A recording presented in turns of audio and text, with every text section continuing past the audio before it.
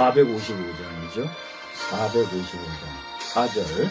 주 예수 세상에 다시 오실 그날엔 무성도 변화하여 주님의 빛나는 그 형상을 다 함께 보며 주 찬양하리. 주님의 마음 본받아 살면서 그 거룩하신 나도 이루리.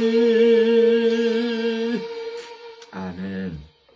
우리 이제 다 같이 신앙 고백하겠습니다. 전능하사 천지를 만드신 하나님 아버지를 내가 믿사오며 그 외아들 우리 주 예수 그리스도를 믿사오니 이는 성령으로 잉태하사 동정녀 마리아에게 나시고 본디오 빌라도에게 고난을 받으사 십자가에 못 박혀 죽으시고 장사한 지 사흘 만에 죽은 자 가운데서 다시 살아나시며 하늘에 오르사 전능하신 하나님 우편에 앉아 계시다가 저리로서 산 자와 죽은 자를 심판하러 오시리라. 성령을 믿사오며 거룩한 공회와 성도가 서로 교통하는 것과 죄를 사하여 주시는 것과 몸이 다시 사는 것과 영원히 사는 것을 믿사옵나이다. 아멘. 거룩하신 하나님, 오늘 이 수요일 저녁 시간에도 저희들이 다시 한번 주님을 생각하고 주님을 그리며 또 주님을 사모하는 마음으로 이 시간 예배로 모이게 되었습니다. 주님의 전에서 구별된 장소에서 또 엄숙하게 예배하지 못하는 그러한 환경이지만 이 가정에서나마 저희들이 주님 앞에 온전히 예배드리는 그러한 심령으로 이 시간에 자리를 만들었사오니 하나님 이곳에 좌정하시어 우리에게 말씀하시고 가르쳐 주시고 깨닫게 하시고 힘 주시고 능 주시어서 이 시대를 살아가는 동안 주의 자녀요 백성으로서 힘있는 영향력을 미칠 수 있는 그런 주의 신실한 종으로서의 사명을 잘 감당하게 하여 주시옵소서. 이 시간에도 바쁜 시간들을 쪼개어서 주님의 전으로 모여 예배하는 심령들마다 은혜를 더하여 주시고 복을 더하여 주시어서 저들이 모이는 한 시간, 짧은 시간일지라도 주님 앞에 기쁨이 되고 새 힘을 얻을 수 있는 귀하고 복된 시간만 되게 하여 주시옵소서. 이렇게 모인 성도들을 말씀으로 이끌어갈 주의 세우신 귀한 사자들 한 사람 한 사람 주님 기억해 주셔서 저들이 주어진 사명을 잘 감당하게 하시고 그 말씀에 합당한 삶을 살아가는 구별된 종이요 하나님이 세우신 종으로서의 부족함이 없도록 주님 저들을 일일이 지키고 보호하여 주시옵소서. 이 시간에도 함께하는 우리 모든 믿음의 성도들마다 큰 은혜로 함께 하시고 각자에게 주시는 하나님의 놀라운 새 힘을 공급받는 귀한 시간 되기를 원하옵고 예수님의 귀하신 이름으로 기도드리옵나이다. 아멘. 우리 찬송가 454장을 부르시겠습니다. 454장 주와 같이 되기를 내가 항상 원하니 온유하고 겸손한 주의 마음 주소서. 주와 같이 되기를 내가 항상 원하니 온유하고 겸손한 주의 마음 주소서. 세상에서 우리가 나그네로 있을 때 주의 형상 닮아서 살아가게 하소서. 비록 작은 새라도 돌보시는 나의 주 나와 함께 계시어 나를 지켜 주소서. 마음이 깨끗하기를 내가 항상 원하니 항상 마음을 버리고 살아가게 하소서. 주와 같이 되기를 내가 항상 원하니 주님 뜻을 따라서 살아가게 하소서. 은혜로 거듭나 말씀 위에 굳게 서 영원 무궁하도록 주와 함께 살리라. 아멘.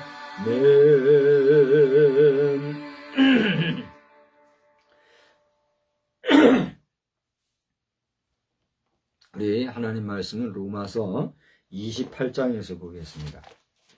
로마서 28장 30절 31절 우리 두 절만 보겠습니다.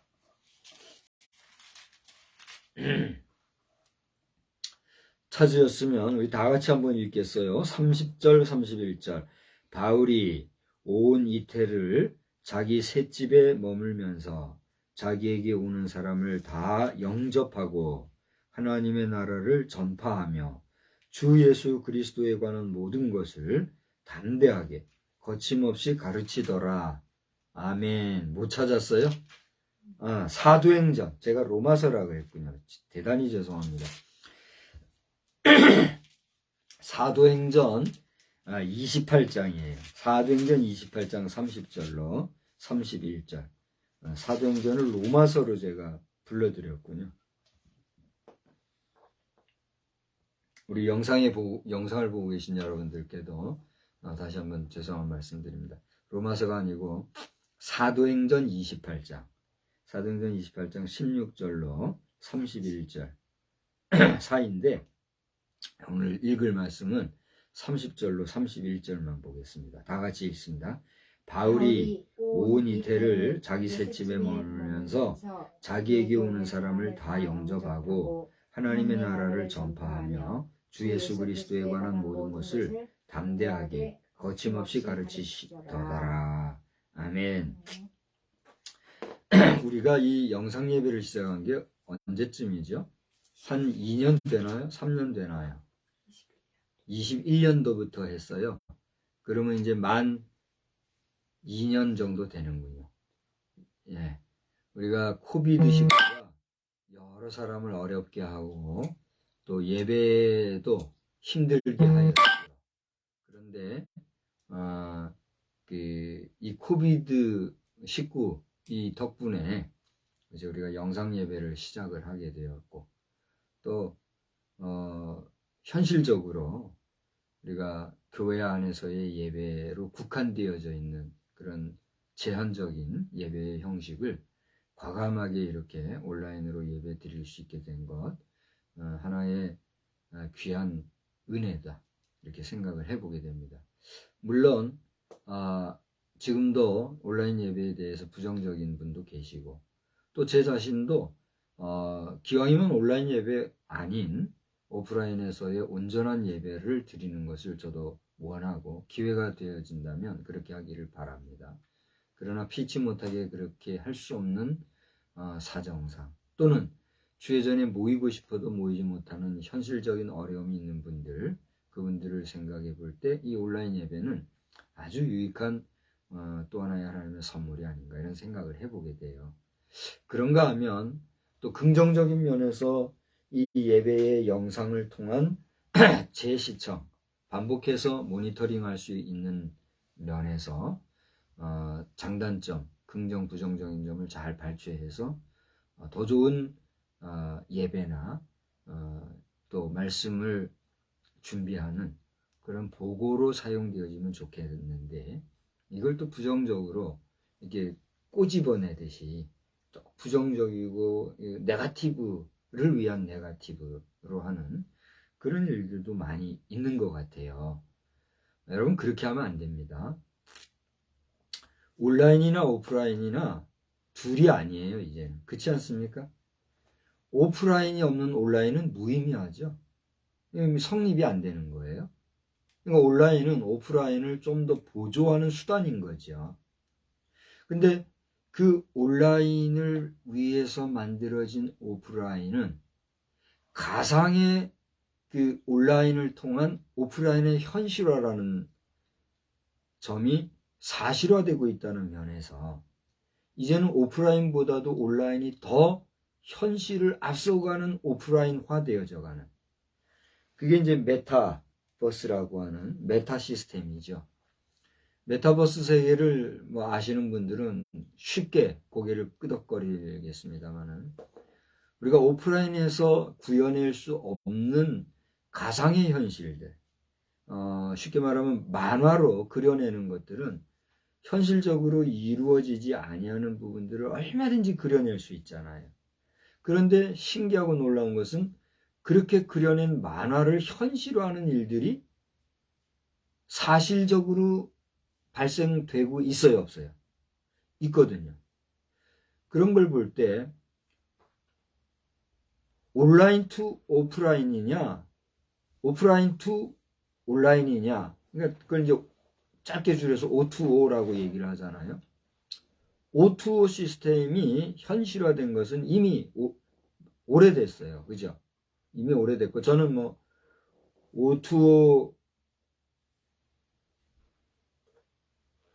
O2O의 개념을 적용해가지고 설교한 것도 벌써 10년 가까이 되죠?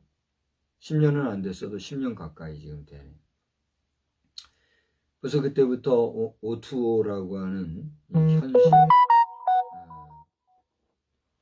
상황이 진행 중인데 이런 면에서 오늘 이 저녁 시간에 오프라인을 통해서 우리가 예배를 드리고 있고, 또 이것을 영상으로 담아서 온라인상으로 올려서 언제라도 이것을 볼 수 있게 하는 이런 시스템이기 때문에 인간의 문명이 그야말로 소멸되지 아니하는 한은 이 영상은 어떻게 돼요? 영원히 존재하는 게 되는 거예요. 그죠? 무서운 거죠. 엄청난 책임감이 있는 거죠. 그래서 알만한 사람들은 그것을 두려워하기 때문에 아예 온라인을 적용하지 않으려는 분들도 있잖아요. 저도 예외는 아닙니다. 저도 책임이 따르기 때문에 이미 알고 있었던 이런 상황들을 삼가하던 가운데, 그러나 지나치게 피하는 것도 능사는 아니라 해서 시작을 한 것이 벌써 2년이 가깝네요. 이제 3년 차가 되죠. 3년 차 되는데 만으로 2년이 되는 것 같아요. 이런 가운데 오늘 저는 바울 사도의 거침없이 복음을 증거하고 또 담대하게 가르치던 그런 모습을 오늘 본문을 통해서 살펴보면서 오늘날 이 온오프라인을 물어나고 주의 이름으로 모여 예배하고 또 주의 이름으로 하나님의 말씀을 전하고 하는 이런 모든 예배의 현장들마다 사람의 모임, 사람의 생각, 사람의 사상과 언어가 난무하는 그런 또 하나의 인간의 모임으로만 끝나는 것이 아니라 성령이 임재하시고 주의 영이 함께 하시며 더 나아가 광란에 가까운 그런 인간의 과포장된 모습을 성령의 역사로 떠들어대는 이런 무지몽매한 일이 시간이 더해갈수록 우리 대한민국에서는 정리가 되어지고 정말 진실하고 또 순전하며 거룩하고 아름다운 성령님의 참 모습만이 예배를 온전히 뒤덮는 그러한 역사가 넘쳐나기를 우리 주 예수님의 이름으로 축복합니다. 또 여러분 그렇게 기도해 주시기를 주의 이름으로 부탁합니다. 착각하는 게 있어요. 특히 우리 부흥 강사 여러분들도 착각하지 마시기 바랍니다. 다 그런 건 아니지만 부흥 강사들 가운데 부흥 강사가 되려는 조건이 있어요. 우리 교단 같은 경우도 부흥 강사가 되려면 기독교 대한성결교회 부흥사 협회인가? 하여튼 부흥사회가 있어요. 거기에 들어가려면 들어갈 조건이 갖춰져야 가지, 조건이 안 되면 그거 할 수도 없어요. 그런 조건을 갖춰서 부흥사가 되었다 할지라도 이 사람이 세운 거냐, 사람에 의한 거냐, 사람의 관계성 속에서 만들어진 인위적인 사람들의 모임으로 끝나느냐, 아니면 하나님이 정말 세우신 하나님의 종들의 역사가 일어나는 역사 현장이냐 하는 것은 누구에게 달렸을까요? 부흥사 모임에 달렸을까요? 좀 우습게 들릴지 모르지만 그냥 웃으십시오. 만만의 콩떡이에요. 아무리 사람이 화려한 말로, 멋들어진 말로, 재밌는 말로 한 시간 실컷 울고 웃고 웃기고 그야말로 인간의 카타르시스의 경험에 이르렀던 한 시간이 된다 할지라도, 그래서 많은 사람들이 이게 성령의 역사인가 보다 떠들어대고 자기 도취에 빠져서 감정적 만족감에 취했을지라도 그것이 성령의 역사가 아닌 인간의 쇼맨십으로 끝난다면 그 온전한 성령의 역사를 할 수 있을까요? 없는 거죠. 저는 오늘 부정적인 생각에서 부정적인 비판이나 또 감히 그 어떤 부정적인 비평을 하고자 하는 게 아니에요. 또 긍정이든 부정이든 어떤 비평을 위한 비평을 하는 것도 아니에요. 크리틱이라고 그러죠. 저는 그게 아니라 성령께서 저에게 주시는 그 마음을 대언하는 마음으로 지금 말하는 거예요. 저는 지금 제가 이야기하는 이야기에 진위, 옳고 그름에 대해서 제 스스로가 판단할 수 없어요. 왜? 난 지금 화자로 있으니까. 나중에 이제 영상을 통해서 제가 다시 한번 저를 분석하고 보게 되겠지요. 저는 제 설교를 거의 뭐 100% 지금 듣고 있잖아요. 그래서 잘잘못을 제가 판단하잖아요. 돌아가셨습니다만 최성구 목사님이라고 합동 측의 목사님은 벌써 40년도 더 된 것 같아요. 40년도 더 된 것 같아요. 그때 이미 당신의 설교, 예배 이런 상황들을 그 당시에는 VHS 그 비디오 테이프 있던 시절이잖아요. 그걸로 다 녹화를 해서 예배 마치면 그거 틀어서 바로 모니터링하는 게 그분의 일이었어요. 저에게도 그걸 보여주시면서 이것이 참 유익하더라. 너가 할 수 있으면 이렇게 해서 너도 현실을 자꾸 이렇게 모니터링 하여라. 이런 교훈을 저에게 하신 적이 있어요. 예, 저도 그렇게 이제 하는 거죠. 감사한 일이죠. 성령의 역사를 인간의 카타르시스와 착각하고 그것을 성령의 역사라고 포장하거나 또는 과포장하는 일이 없게 되기를 바라고 또 그것에 대한 분별의 영을 여러분 가지시기를 우리 주님의 이름으로 축복합니다. 또 여러분 그렇게 기도하시기 바랍니다. 오늘날 뭐 저는 다 잘 몰라요. 뭐 기사를 이렇게 관심 가지고 일부러 깊이 보지도 않았고 봐야 그거 뭐 다 쓰레기 같은 것들이니까 뭐 일부러 보면서 내 신경을 거기 뺏기지 않으려고 보지도 않아요. 그러나 그럼에도 불구하고 지금 최근에 핫 이슈가 된 게 지금 이단 문제가 크게 문제시되고 있다면서요. 우리 구티비에서도 일면 톱 기사에 지금 제목 좀 한번 저를 이렇게 들어봐 주실래요? 한번 그걸 아예 줘보세요. 이 기사도 제가 숙독은 하지 않았어요. 정독은 제가 했어요. 숙독까지는 안 하고 정독은 했는데 이거 보세요. 이단의 민나 여론 들끓다 악순환의 골이 끊어야. 예? 이 정도면 벌써 지금 온 나라가 지금 이단 사이비 이 문제로 지금 도가니 끓듯 끓었던 시간들이었지 않습니까? 그죠? 계속 뭐 TV에 나온다면서요. 텔레비전을 안 보고 사는 게 얼마나 속편한지. 저 세계를 충분히 아니까 그 괜히 신경 쓸 필요 없어서 그냥 지나가는데 지금 우리나라에는 애국을 필두 삼고 애국을 모토 삼으면서도 그 이면에서는 저 이단 사이비와 같은 그런 강단에 더럽히는 현상들이 지금 나타나고 있다는 거. 거기에 대해서 예민하고 정중하며 민감하게 반응하는 분들도 많이 있더라고요. 감사한 일이죠. 그래서 오늘 저와 함께 온라인이든 오프라인이든 예배를 드리면서 바울사도의 이 기사를 잠깐이라도 읽는 저와 여러분, 바라기는 사람이 말하는 말에서 끝나는 게 아니라 여기 인간 박성수가 1시간 잠깐 떠들다가 사라지는 그런 말이 아니라 하나님께서 이 마이크처럼 저를 통하셔서 이 시대에 저와 여러분에게 교훈하시는 주의 교훈이 임하는 이 1시간 되기를 우리 주의 이름으로 축복합니다. 화려한 말로 뭐 뜨거운 열정적인 어떤 카타르시스적인 흥분의 도가니를 만들어내고 연출하는 그런 시간 제가 못할 것 같아요. 50년 동안 주워 들은 게 얼마고 담은 메시지가 얼마인데 그걸 못하겠어요? 아니 저를 좀 보고 긍정을 해줘 봐요. 아니면 아니라고 하세요. 제가 그런 거 잘할 것 같아요? 못할 것 같아요?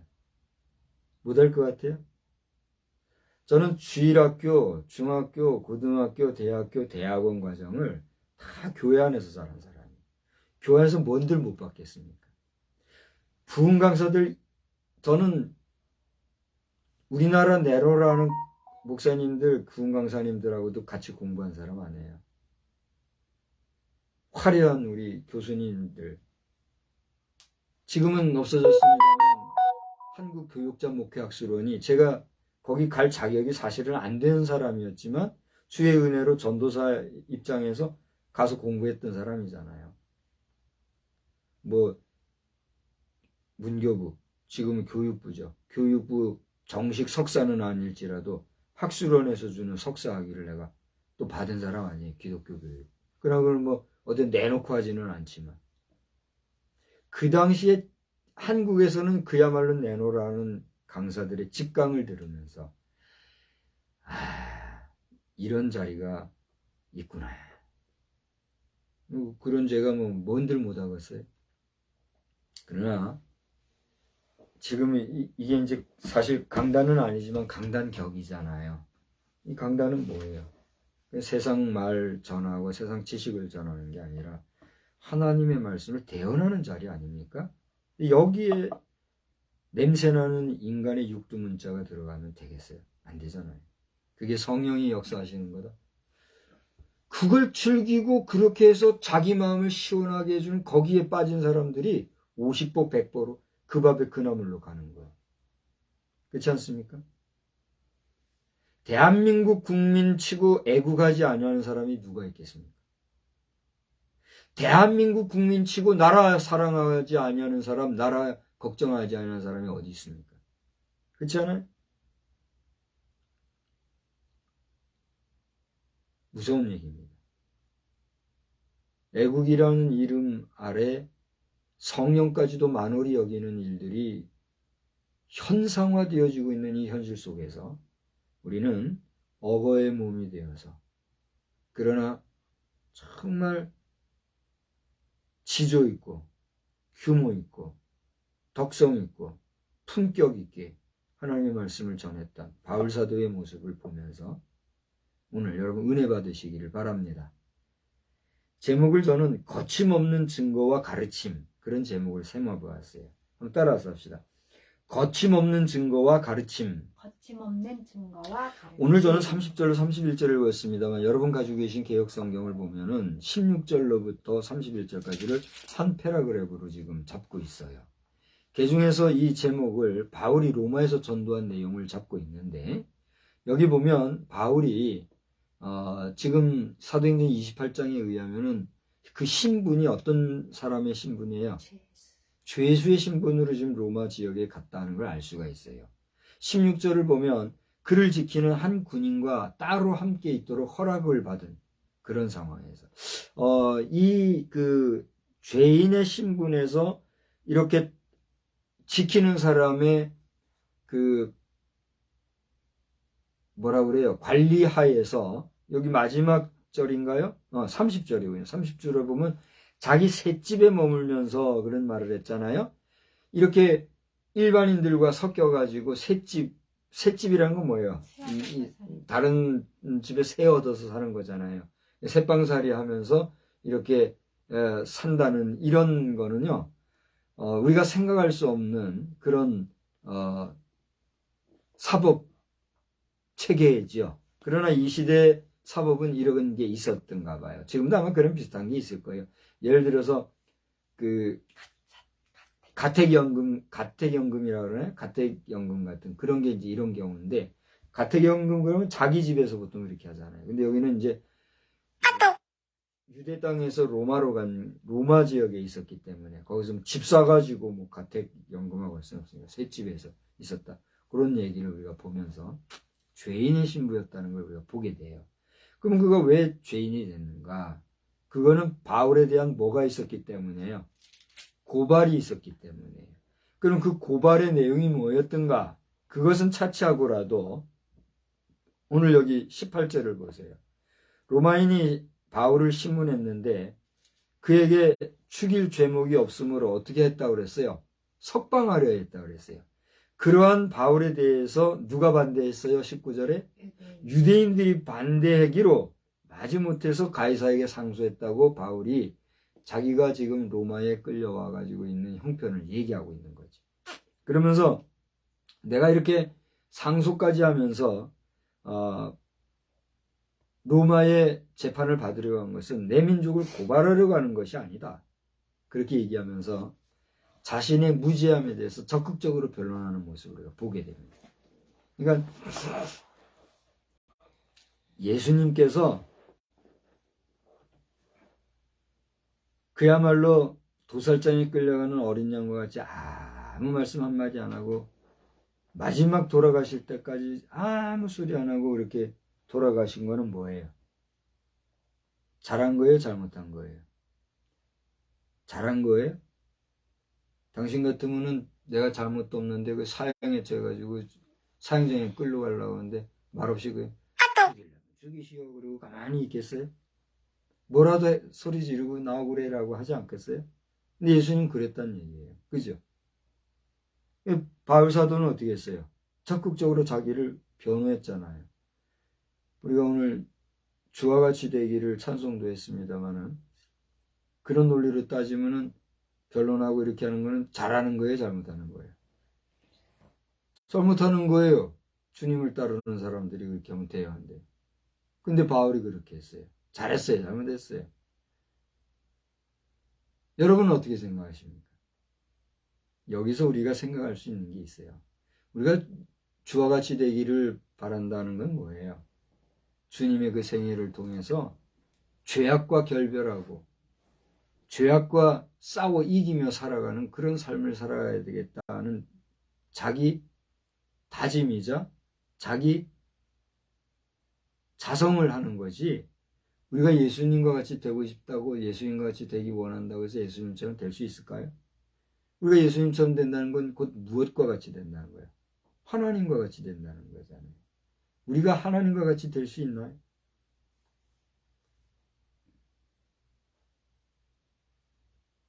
그렇게 돼야만 한다라고 하는 사람도 있겠지요. 우리가 성결하고 성화의 과정, 영화의 과정에 이르면 하나님같이 된다 이렇게 말할 수 있는 사람도 있겠지요. 그러나 우리가 피조물로서 할 수 있는 말은 내가 하나님과 같이 된다는 건 뭐예요? 하나님의 성품에 이르게 된다. 하나님의 거룩하심에 미쳐서 이른단 말이죠. 그 하나님의 거룩하심에 미쳐 이르러서 하나님의 죄 없으신 속성에 다시 내가 환원된다. 그러한 의미이지. 하나님의 전능하심과 능력, 무한하심과 같은 그런 존재화된다. 그런 의미인가요? 그건 아니잖아요. 그런데 함부로 하나님을 만홀히 여기는 표현들이 난무하는 것은 그가 지금 어디까지 갔다는 거예요? 하나님의 자리에까지 앉으려고 하는 거다 이거죠. 저는 어젠가 한 통의 그 문자를 내가 받고 거기에 대해서 많이 생각을 하고 있어요. 여러분은 어떻게 생각하는지 한번 생각을 해보세요. 기도란 내 안에 그리스도가 보좌에 앉으신 그리스도와 교통하는 것이다. 어떻게 생각하세요? 고개가 끄덕여지죠. 남아프리카 공화국의 한 그 대학의 교수로 지내셨던 그분 이름을 제가 지금 잊었어요.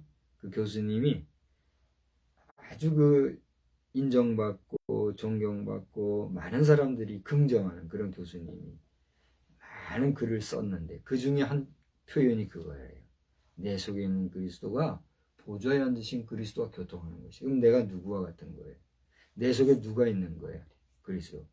그러니까 그 논리로 치면 내 속에 그리스도가 있다는 면에서의 나는 무엇과 같은 존재예요? 그리스도와 같은 존재이죠. 그런 나는 그럼 그리스도일 수가 있나요? 아니죠. 이건 비유적이고 하나의 예시적인 것이지 내 안에 그리스도가 있다 해서 내가 그리스도가 될 수 있어요, 없어요? 불가한 거잖아요. 불가능한 거예요. 그렇지 않습니까? 내 속에 모시고 있는 그리스도, 그의 성품과 그의 인격과 그분의 언행, 그분의 삶의 모습처럼 내가 살아가는 내 속의 자아로서의 그리스도를 얘기하는 것이지, 내 속에 그리스도가 있으므로 내가 곧 그리스도다? 그거는 돼야 안 돼요. 그건 아니라는 거예요. 우리 분명히 알아야 되는 거잖아요. 그래서 그 부분에 대한 논리를 이제 제가 다시 한번 잘 정리하려고 하다가 그냥 너무 어려워서 그냥 말았는데, 오늘 바울 사도가 자신을 변호했다고 하는 사실은 무슨 얘기입니까? 나는 무엇이 아니다는 거예요. 난 누가 아니라는 거예요. 나는 예수가 아니라는 거예요. 예수님은 자신이 그렇게 십자가를 짊어지고 가시는 절대 순종을 하기 위해서 보내심을 받은 하나님의 어린 양이기 때문에 그 길을 예수님은 가신 것이요. 그죠? 바울사도는 어떤 거예요? 그와 같은 역할은 아닐지라도 그를 적극 변호하고 증거하는 자로서의 자신의 무지함을 증거함으로 인하여서 이 잘못된 변론에 대해서는 진리의 승리를 거두겠다고 하는 바울사도의 역량 있는 활동에 다름없다 할 수가 있어요, 없어요? 있다는 거죠. 그렇게 까닭에 오늘날 우리 그리스도인들은 내가 무지한데 그걸 무지함을 말하지도 않고 난 예수님처럼 된다 이래가지고 그냥 간다면 그거 잘하는 걸까요? 못하는 걸까요? 여러분이 판단해 보시기 바랍니다. 결국 그것도 자기 선택인 것 같아요. 아무 말 하지 않냐고 그냥 조용히 예수님처럼 무지한 그 모습 그대로 가서 거기서 자신의 생을 끝내느냐, 아니면 적극적으로 자신을 변호하고 방어해서 자신의 무지함을 밝히고 그 나중에 끝을 어떻게 맺든지 그건 그때 가서 끝을 맺느냐, 그건 누구의 몫이에요? 자신의 몫입니다. 여러분은 어떤 길을 선택하겠습니까? 바울사도는 적극적으로 자신을 변호하면서 이렇게 자신의 무지함은 로마 사법체계도 알았는데 유대인들이 반대했다 그렇게 얘기를 하면서 내가 이렇게까지 상소하면서 내 무죄를 밝힌 것은 내 민족을 고발하려 함은 아니었다. 그것은 20절 보세요. 이스라엘의 소망으로 말미암아 내가 이 사슬에 매인바 되었다.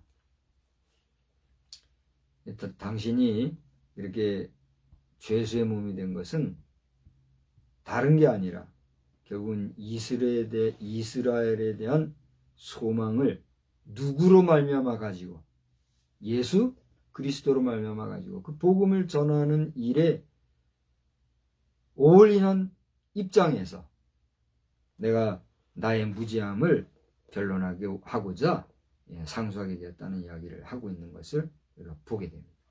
그 뒤에 이제 이야기를 여러분 쭉 읽어보시게 되면 그런 말을 지금 누구에게 한 거예요? 바울사도가. 바울사도가 이 말을 한 것은 대상이 누구예요? 여기 사도행전 28장에서 나오는 이제 메시지가 지금 있잖아요. 바울사도의 말하자면 자기 변론의 메시지가. 이 대상, 이 말을 듣는 청중이 지금 누구예요? 로마인들이에요. 물론 유대인들도 거기에 있었겠지요. 로마에 있는 유대인들 또는 거기에 있는 로마인들도 있지 않았겠어요? 로마인들이나 로마에 있는 유대인들이나 이렇게 쭉 얘기를 했을 거란 말이에요. 그때에 거기에 있었던 사람들의 반응이 어땠습니까? 22절을 보니까 뭐라고 했어요? 우리가 너의 사상이 어떠한 것 듣고자 하니 이 파에 대하여는 어디서든지 반대를 받는 줄 알기 때문이라. 그렇게 얘기를 했어요.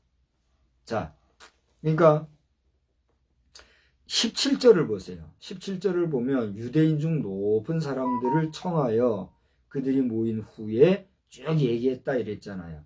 그러면 21절에 그들이 누구예요? 거기 17절에 나온 유대인 중에 높은 사람들이라는 걸 우리가 알 수 있겠죠. 그죠?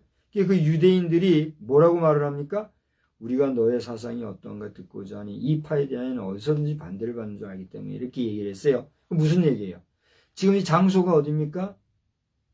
로마잖아요. 그죠? 로마인데 그 로마에 있는 유대인들이 많이 있었는데 그들 가운데도 높은 자들이 얘기하기를 바울 사도가 지금 변론하고 증거하고 많은 사람들이 전파하는 건 누구예요? 예수 그리스도잖아요. 근데 예수 그리스도에 대해서 전하기만 하면 꼭 거기에 대해서는 여기 22절에 말한 대로 반대하는 사람들이 많기 때문에 이거 어떻게 된 건지 한번 들어보자. 그 얘기를 한 거예요.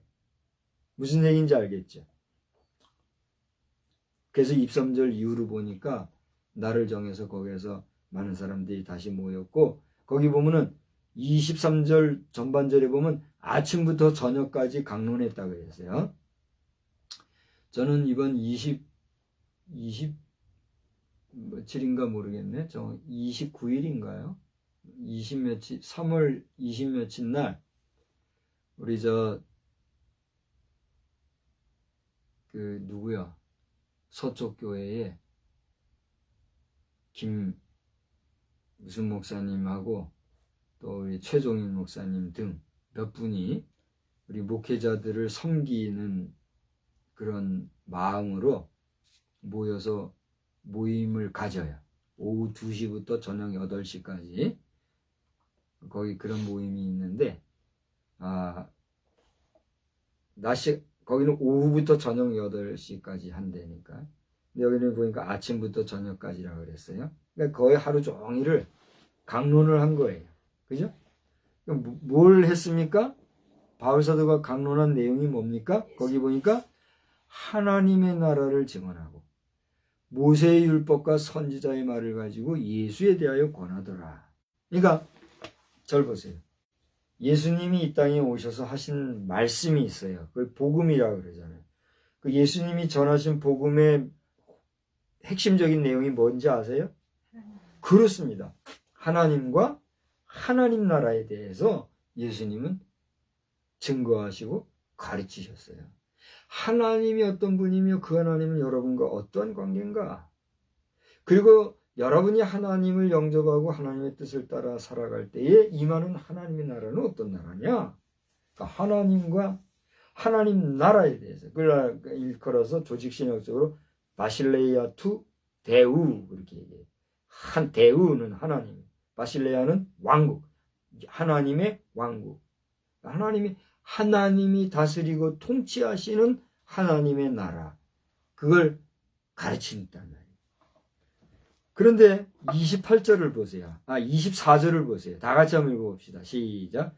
그 말을 믿는 사람도 있고 믿지 아니하는 사람도 있다. 그랬어요. 저를 보세요. 오늘 제가 하나님의 말씀을 전한다고 여러 얘기를 지금 하고 있잖아요. 근데 이 말을 듣고 여러분들 가운데는 이 말을 하나님의 말씀으로 받는 사람도 있을 것이고 그냥 듣고 있는 사람도 있을 것이에요. 또 때를 따라서는 어떤 부분에서는 말 같지도 않은 소리 한다 이렇게 하는 경우도 있을 수 있겠죠. 또 이제 제 메시지 자체에 대해서 거부하는 사람들은 맹목적으로 비판하는 경우도 있을 테고. 여러분 그러면 안 돼요. 맹목적인 비판은 하지 마요. 여러분이 정말 아니다 싶고 비평하고 싶은 게 있으면 어떤 식으로든 비평을 하셔서 여기 설교자가 잘 깨닫고 잘못된 것은 수정도 하고 용서도 구하고 또 당신들이 오해한 것은 바로잡아 말할 수도 있는 그런 기회를 주는 비평을 해야지 하려면 비판을 위한 비판을 그런 식으로 하면 당신들은 천의 만에 해를 받을 거예요. 왜? 여러분이 인정을 하든 안 하든 나는 지금 뭘 전하고 있어요? 하나님의 말씀을 전한다면 난 또 그렇게 믿고 지금 증거하고 있잖아요. 내가 어떤 감정을 실거나 내 생각을 실거나 나의 사상을 실는 게 아니라 오늘 이 말씀 이렇게 세워야죠. 오늘 이 말씀 읽고 이 말씀 가지고 내 마음에 지금 하나님이 주시는 마이크가 자기가 말해요? 마이크는 내 말을 그냥 전할 뿐이란 말이에요. 그래요? 안 그래요? 그러니까 오늘 저는 내 모든 전인적인 것을 주께 맡기고 주님이 나를 통해서 말씀하시게 빌려드린 것뿐이요. 이게 여러분 비판을 함부로 하려면 안 돼요. 비평을 하고 싶으면 댓글을 통해서 정중하게 예를 갖춰서 하시기 바랍니다. 강단을 더럽히고 재밌게 한다고 이렇게 하는 사람들과 동급으로 여기지 말아요. 저는 차원이 틀리니까. 아무쪼록 오늘 바울사도가 증거했을 때 믿는 사람도 있고 믿지 않은 사람들도 있다고 그랬는데 여러분은 어떤 부류에 속한지 저는 몰라요. 그렇지 않습니까? 내가 어떻게 알겠어요? 오늘 이 말씀을 듣고 여러분이 믿고 믿지 아니하는 건 당신에게 달렸는데 하나님과 하나님 나라의 증거를 위해서 오늘 사도행전을 통해서 증거하는 오늘 이 박 목사의 메시지가 다름이 아니라 오늘 이 시대에 우리에게 주시는 말씀이라는 걸 여러분이 믿고 영접한다면 여러분도 그런 삶을 엄숙히 살아가기를 주님의 이름으로 정중히 축복합니다. 두 단어를 썼어요. 엄숙과 정중을 썼어요. 엄숙히 듣고라는 말은 뭐예요?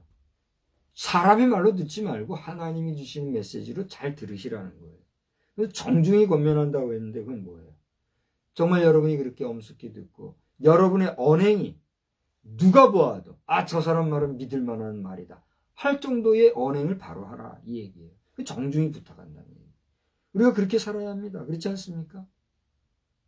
목회자들, 저는 이제 주로 목회자들과 많이 만나잖아요. 어제도 100% 목회자들과 목회자 부인들과 만남이었거든요.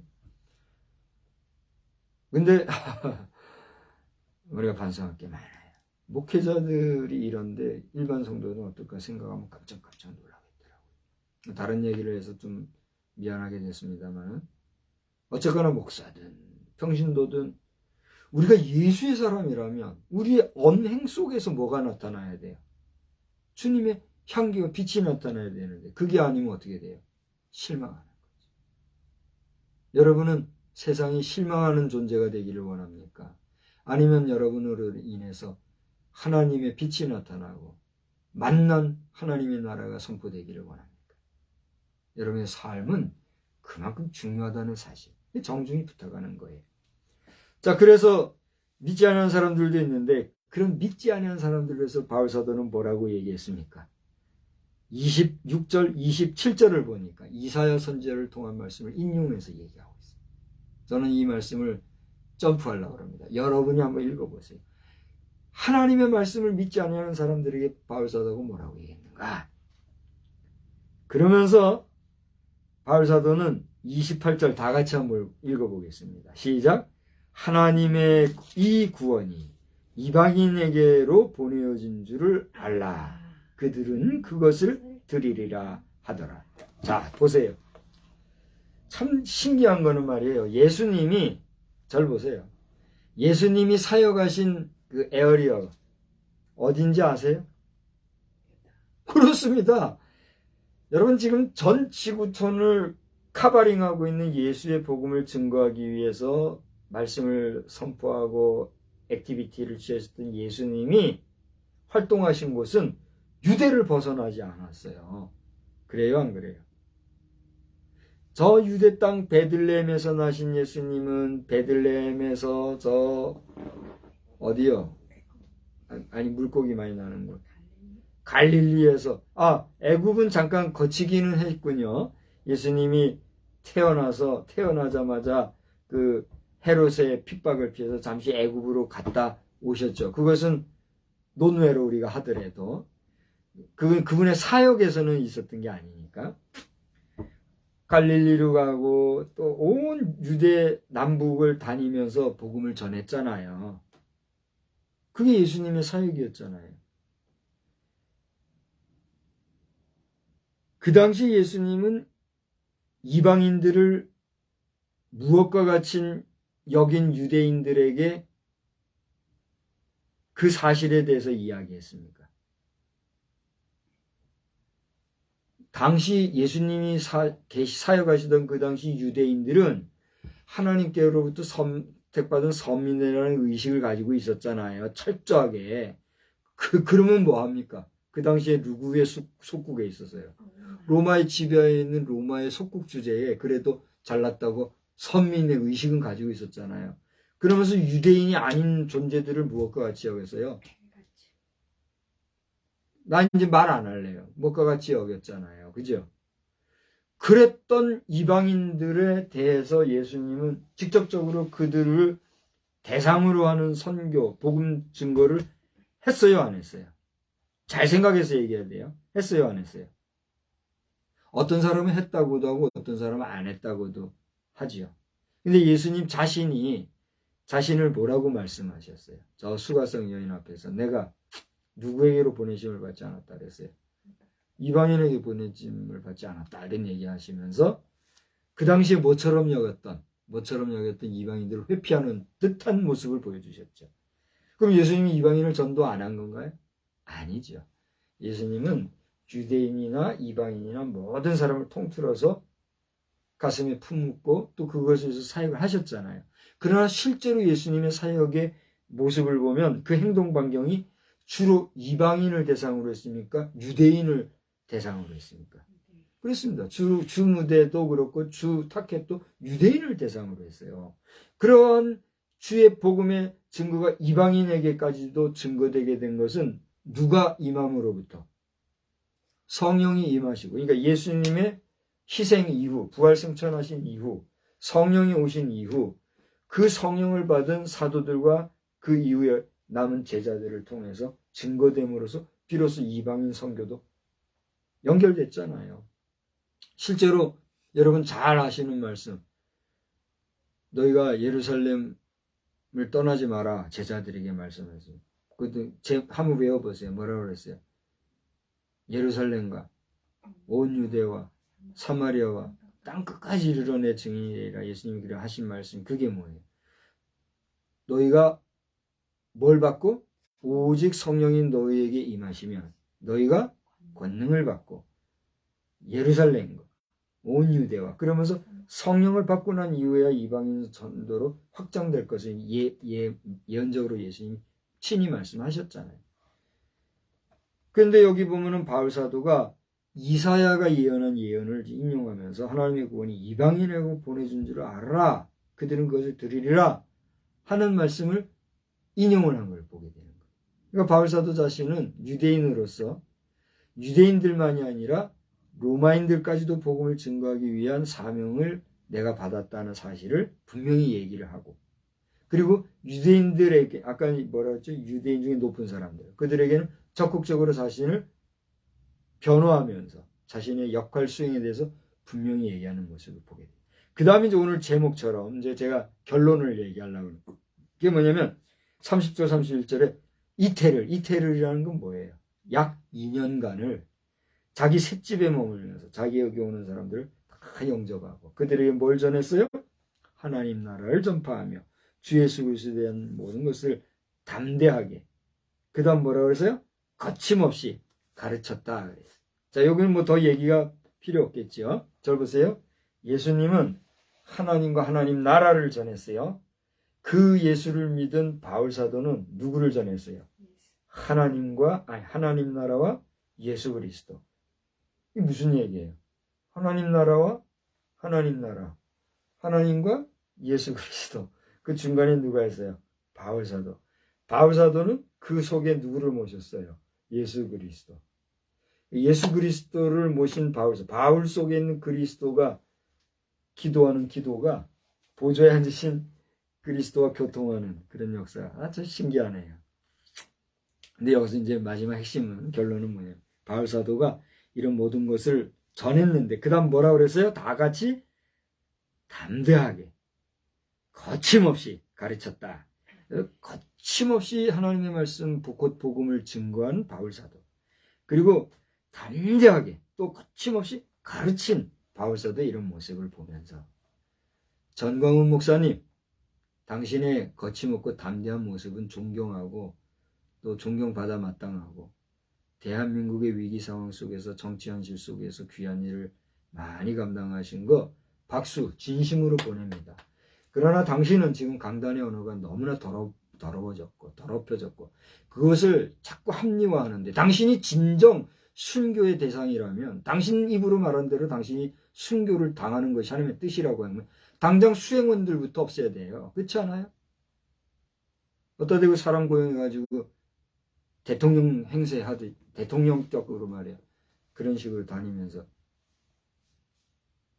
당신이 당신 입으로 순교하는데 자꾸 순교팔이 하지 말고 예수팔이 하지 말고 강단에서 자꾸 욕하면서 이 사람 저 사람들한테 빌미를 제공하지 마시란 말이에요. 제가 정광훈 목사, 당신 나보다 손 위에 뿐이니까 함부로 말하면 안 되는데 당신이라고 말하면 용서를 구합니다. 그러나 틀린 말은 아니죠. 이렇게 말하도록까지 만든 건 당신의 책임이니까. 정광훈 목사님, 당신은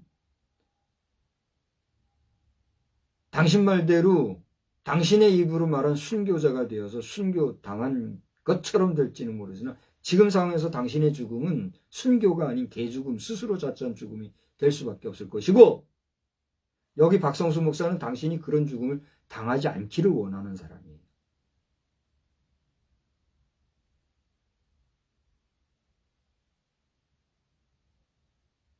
지금 당신 곁에서 수고하는 많은 착하고 선량한 평신도들 호리고 말이요. 그렇게 하지 말아요. 지금 정광훈 목사 주변에 있는 우리 정말 착한 그 정치 외교 전문가 누구죠? 이충근 박사 이런 분들. 난 너무 안타까워요. 얼마나 그 충성을 합니까? 신혜식 씨 당신도 너무 나대지 마요, 더 이상. 당신은 당신 입으로 정치 안 한다는 사람이 정치판에 갔다가 쫄따닥 해가지고.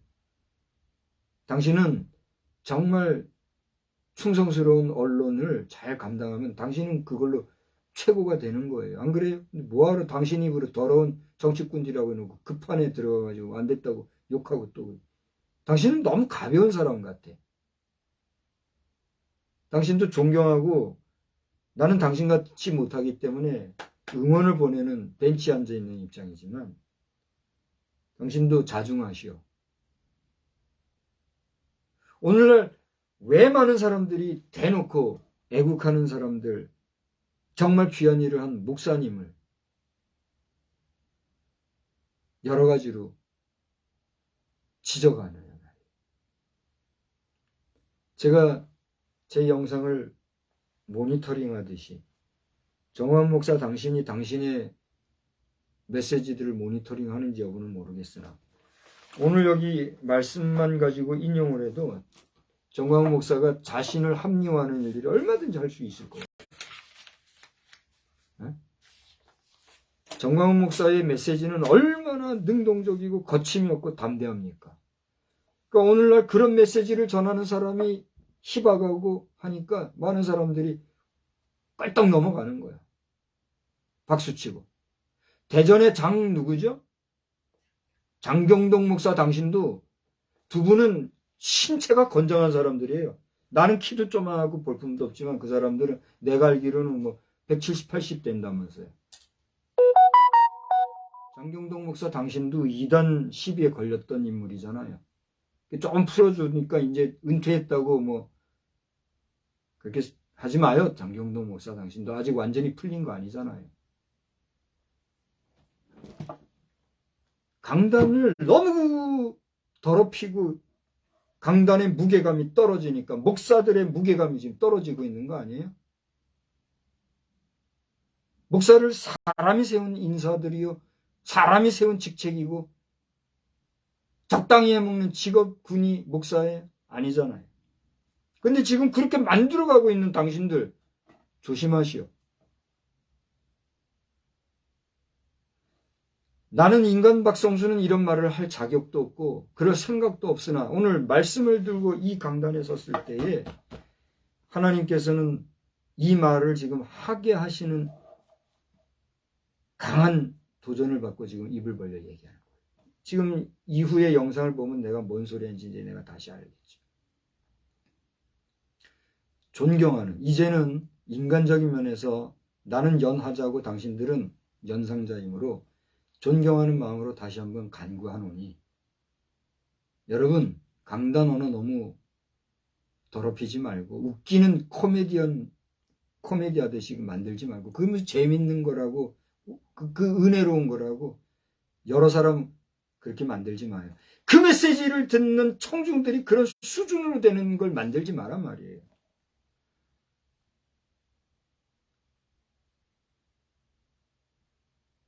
대한민국이 늦게 받은 복음, 이제 전 세계를 이끌어갈 온전한 교회로서의 사명을 잘 감당하려고 하면 그 강단이 어떠한가에 따라서 그 교회가 어떠한가, 그 성도들이 어떠한가가 판결되는 거 아니에요? 근데 지금 당신들의 그런 모습들이 한국교회 전체의 모습이 된다?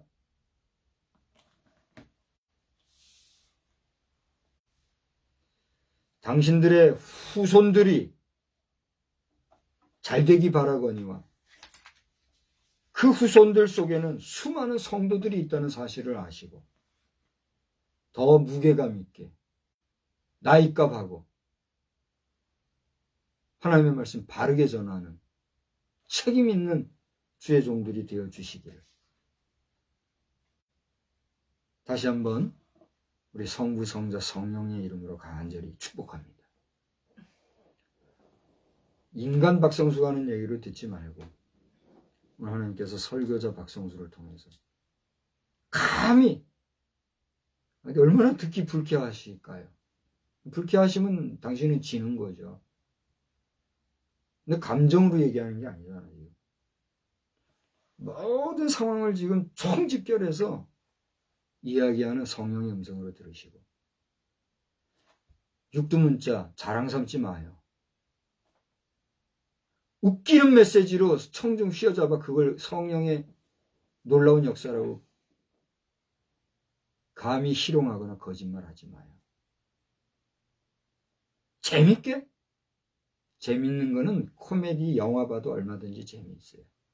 하나님의 말씀은 교훈으로 듣고 머리 숙여 경청하여 내 삶의 양식 삼을 뿐 아니라 그 말씀을 받은 내 언행 속에서 빛으로 소금으로 향기로 나타나게 함이 하나님의 뜻이라는 사실을 알고 오늘 거침없는 증거와 가르침으로 나아갔던 바울사도의 모습 속에서 거침없이 증거하고 가르치는데 바울사도와 같이 하는 게 아니라 자기의 사상과 자기의 언어와 자기 생각이 섞여버린 교만이 지금 극치로 다다른 이런 일부 모습들에 대해서 경종을 울리시는 하나님의 음성을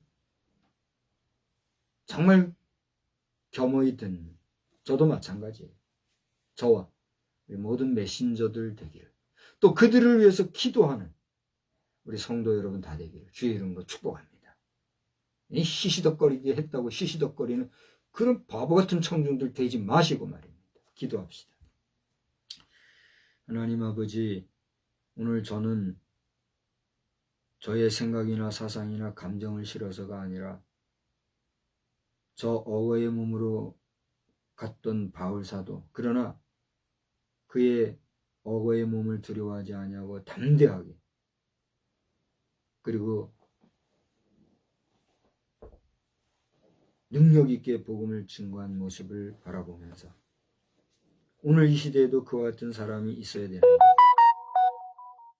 혹간 그러한 듯 하나 이단 사이베와 같은 모습으로 비춰지고 있는 일부 인사들을 생각하며 기왕이면 그들이 그러한 자들이 되지 아니하고 그렇게 가는 것 같아도 바로잡혀 하나님이 온전히 쓰시는 주의 종들이 되기를 소망하고 또 응원하는 마음으로 이런저런 마음으로 말씀을 증거했사온데 이것이 저 인간 박성수의 잠시 떠들다 끝나는 소리가 되지 말고 주님이 성령의 감화 감동으로 전하는 전화 듣는 모든 사람들에게 임한 하나님의 말씀이 되기를 소원하오며 우리 말씀을 듣는 모든 청중들도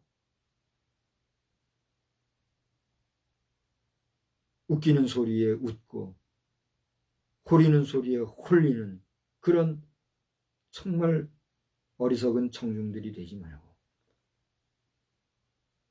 온전히 주의 음성 바로 듣고 분별할 줄 아는 분별의 영을 가진 신실한 성도들이 되어서 바른 길 잘 갈 수 있는 복된 심령들이 다 되게 하여 주시옵소서. 한반도 전체가 엄청난 소용돌이 속에 빠진 줄 아는데 하나님 이 나라를 긍휼히 여겨주시고 지키고 보호해 주십시오. 기도할 뿐이오니 하나님 이 나라를 안보하여 주옵소서. 이 밤에도 주님 단잠허락해 주시기를 원하옵고 예수님의 거룩하신 이름으로 기도드리옵나이다. 아멘. 우리 459장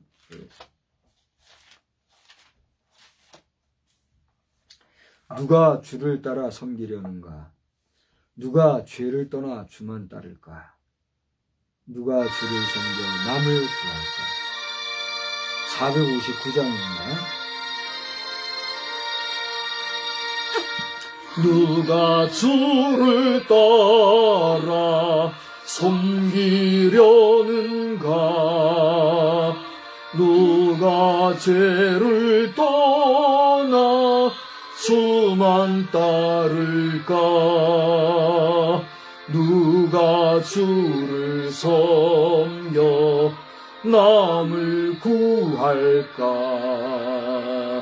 누가 주의 뒤를 따라가려나?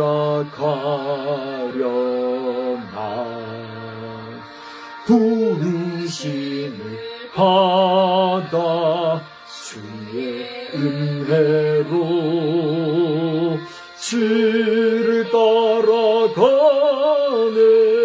주만 따르네. 세상 영광 위에 따름 아니요 크신 사랑 인해 주만 따르고 주가 내려주신 은혜 힘입어 주의 뒤를 따라 힘써 일하네. 부르심을 받아 주의 은혜로 주를 따라가네. 주만 따르네. 난핍박 많고 원수 강하나 주의 용서도 힘이 강하니 누가 능히 이겨 넘어뜨리랴. 변함없는 진리 승리하리라. 기쁜 찬송하며 주의 은혜로 주를 따라가네. 주만 따르네. 하늘에 계신 우리 아버지여, 이름이 거룩히 여김을 받으시오며 나라의 임하옵시며 뜻이 하늘에서 이루어진 것 같이 땅에서도 이루어지이다.